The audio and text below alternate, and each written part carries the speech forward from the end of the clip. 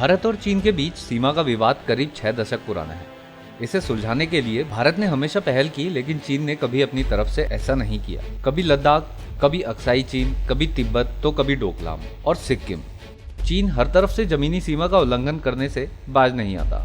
चीन और भारत के बीच घुसपैठ को लेकर विवाद होते रहे हैं, क्योंकि हर देश सीमा को अपने नजरिए से देखता है। दोनों देशों के बीच आज तक किसी तरह का समझौता नहीं हुआ है।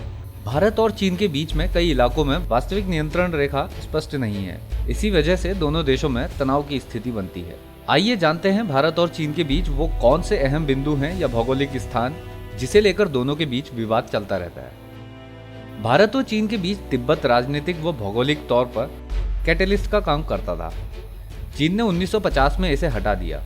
भारत तिब्बत को मान्यता दे चुका है, लेकिन तिब्बती शरणार्थियों के बहाने चीन इस मसले पर कभी कभी हरकतें करता रहता है।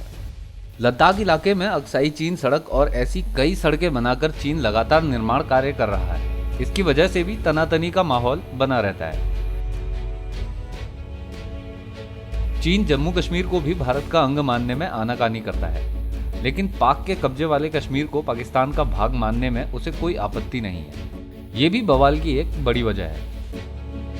3488 किलोमीटर लंबी विवादित सीमा।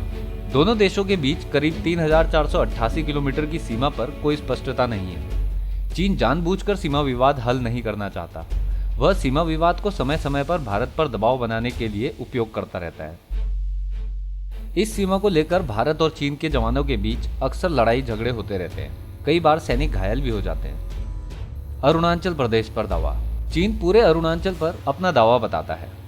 अरुणाचल में एक जल विद्युत परियोजना के लिए एशिया डेवलपमेंट बैंक से लोन लेने का चीन ने जमकर विरोध किया। अरुणाचल को विवादित बताने के लिए चीन वहां के निवासियों को नत्थी वीजा देता है, ताकि वहां के लोग चीन आ जा सके। कई बार अरुणाचल की सीमा पर भी भारत के जवानों के साथ चीन के जवान अभद्रता करते हैं। ब्रह्मपुत्र नदी को लेकर चीन का रवैया। ब्रह्मपुत्र नदी को लेकर चीन का रवैया कभी भी अच्छा नहीं रहा। वह इस नदी पर कई बांध बना रहा है। उसका पानी वह नहरों के जरिए उत्तरी चीन के इलाकों में ले जाना चाहता है। भविष्य में इस मसले के बड़ा विवाद बनने की आशंकाओं को ध्यान में रख भारत इस मसले को द्विपक्षीय बातचीत में उठाता रहता है। हिंद महासागर। चीन ने पिछले कुछ सालों में हिंद महासागर में अपनी गतिविधियां बढ़ा रखी हैं। पाकिस्तान, म्यांमार, श्रीलंका और मालदीव के साथ साझेदारी में परियोजनाएं शुरू कर वह भारत को घेरने की रणनीति पर काम कर रहा है। इससे भारत के चारों तरफ उसकी पहुंच हो जाएगी।